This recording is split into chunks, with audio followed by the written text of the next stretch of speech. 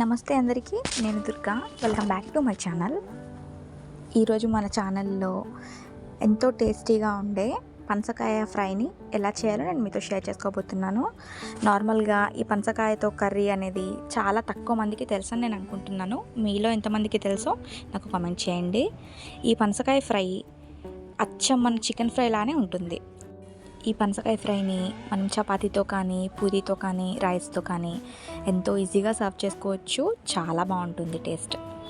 పిల్లలైతే దీన్ని chicken fry తింటున్నట్టు feel అయ్యి అసలు వాళ్ళకి తెలియకుండానే తినేస్తారు, అంత బాగుంటుంది. మరి ఎలా చేయాలో చూద్దాం రండి. దానికంటే ముందు మన ఛానల్ని కనుక ఫస్ట్ టైం చూస్తున్నట్టయితే సబ్స్క్రైబ్ చేసుకోండి. అలాగే పక్కనే ఉన్న బెల్ ఐకాన్ని యాక్టివేట్ చేసుకోండి. నేను ఇక్కడ పనసకాయ ఫ్రై చేయడం కోసం పనసకాయని ఇలా చిన్న చిన్న పీసెస్ లాగా కట్ చేసుకుంటున్నాను. పనసకాయ లోపల ఉన్న విత్తనాలను అది ఆప్షనల్ అండి. అది మన ఇష్టానికి అనుగుణంగా తినేవారైతే ఉంచవచ్చు, లేదా ఆ విత్తనాలను తీసేసి మనము ఈ పనసకాయ పీసెస్ని కట్ చేసుకోవచ్చు. చూస్తున్నారు కదా, ఇలా నేను వీడియో క్లిప్లో ఎలా అయితే చూపిస్తున్నానో అలా మనకి ఆ సైజుతో కట్ చేసుకుంటే పనసకాయ ఫ్రైకి ఈ పీసెస్ అనేవి చాలా బాగుంటాయి. అండ్ ఈ పనసకాయ కట్ చేశాక ఇలా ముక్కలు ఉంటాయి కదా, ఈ ముక్కల్ని ఒక 10 మినిట్స్ పాటు ఉడకబెట్టుకోవాలి. నార్మల్గా వాటర్లో కొంచెం సాల్ట్ యాడ్ చేసి ఒక 10 మినిట్స్ పాటు సెమీ సాఫ్ట్గా ఉడికించుకుంటే సరిపోతుంది. మరీ సాఫ్ట్గా చేసేవద్దు, మళ్ళీ మనం ఫ్రై చేసినప్పుడు అంత మెత్తగా గుజ్జులాగా వచ్చేస్తుంది. సో ఇలా పనసకాయ పీసెస్ని కొంచెం సాల్ట్ ఉన్న వాటర్లోకి వేసి ఒక 10 మినిట్స్ పాటు సెమీ సాఫ్ట్గా కుక్ చేసుకోండి. ఎలా అంటే మనం పచ్చి చికెన్ తీసుకుంటే ఎలా ఉంటుందో అలా ఉంటే మనకి సరిపోతుంది. ఆ స్టేజ్ వచ్చే వరకు మీరు ఈ పనసకాయ ముక్కల్ని నార్మల్గా కుక్ చేసుకోండి. ఇలా కుక్ చేసుకున్న ఆ పనసకాయ పీసెస్ని ఒక చిల్లుల గిన్నెలో కానీ స్ట్రైనర్లో కానీ ఇలా వాటర్ అంతా పోయే వరకు తీసేసి ఒక 5 మినిట్స్ గాలికి వదిలేయండి. నెక్స్ట్ ఈ పనసకాయ ఫ్రై చేయడానికి ఒక లోతుగా ఉండే కడాయిని తీసుకోండి. అందులోకి ఒక 1/2 కప్పు వరకు ఆయిల్ని వేసి ఆయిల్ హీట్ అయ్యాక ఒక 10 వెల్లుల్లి రెబ్బలను కచ్చపచ్చగా దంచుకొని వేసుకోండి.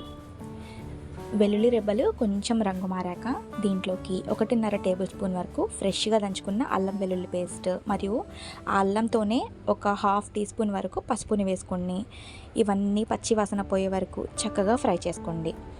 మీరు ఎప్పుడైనా గమనించారో లేదో, మనము ఆయిల్లో అల్లం వెల్లుల్లి పేస్ట్ని వేస్తే అది ముద్దలుగా ఉండి కొంచెం అంతా కాలిపోయి ఎలాగో ఉంటుంది.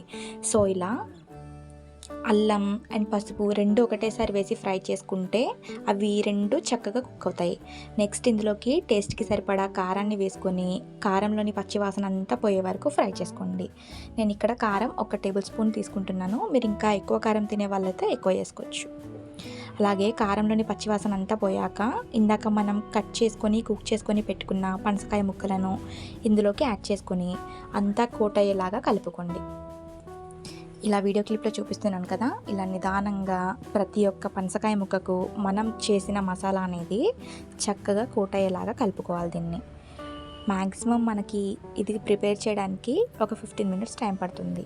ఇప్పుడు ఇందులోకి టేస్ట్కి సరిపడా ఉప్పుని కూడా యాడ్ చేసి మరొకసారి అంతా చక్కగా కలిపేసుకోండి.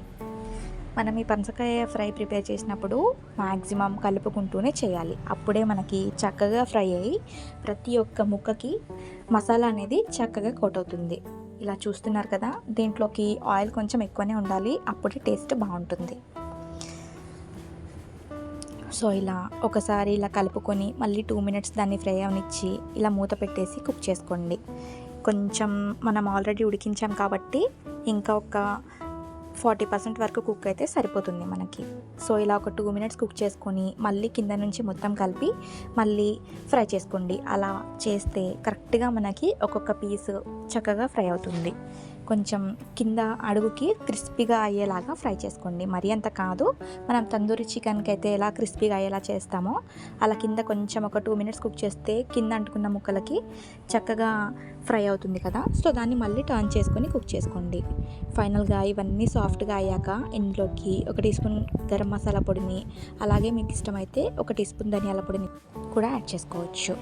ఇలా అంతా మనం మళ్ళీ వేసిన గరం మసాలా కూడా అంత పీసెస్కి పట్టి చక్కగా వీడియో క్లిప్లో చూస్తున్నారు కదా, ఇలా ఈ రేంజ్లోకి ఫ్రై అయ్యే వరకు వీటిని కలుపుకుంటూ ప్రిపేర్ చేసుకోండి.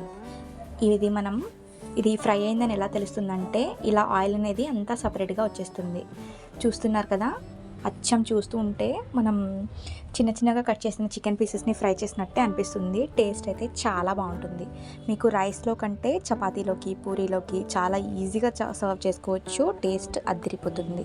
నేను చెప్తున్నానని కాకుండా ఒకసారి మీకు ఎప్పుడైనా పనసకాయ అవైలబుల్గా ఉంటే ఈ రెసిపీని ట్రై చేసి చూడండి. 100% మళ్ళీ చేసుకొని తింటారు.